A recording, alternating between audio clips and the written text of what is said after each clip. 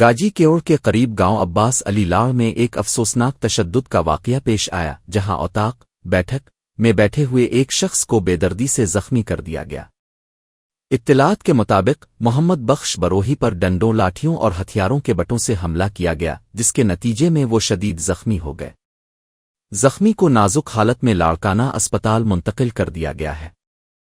زخمی محمد بخش بروہی نے صحافیوں سے گفتگو کرتے ہوئے بتایا کہ وہ اپنی گاؤں کی اوطاق پر بیٹھے ہوئے تھے کہ رمضان لاڑ، بدھو لاڑ، احسان علی حیدر لاڑ اور دیگر افراد نے ہتھیاروں کے زور پر ان پر اچانک حملہ کیا۔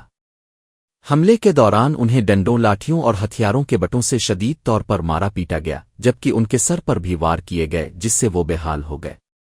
انہوں نے مزید بتایا کہ تشدد کے بعد گاجی کیوڑ تھانے سے لیٹر جاری کر کے انہیں لاڑکانہ اسپتال منتقل کیا گیا جہاں ڈاکٹروں نے ان کی حالت تشویشناک قرار دی ہے۔ محمد بخش بروہی نے دعویٰ کیا کہ ایک ماہ قبل بھی یہی ملزمان ان کے گھر کی باڑ لوہی کو آگ لگا چکے ہیں جسے انہوں نے خود بجھایا تھا۔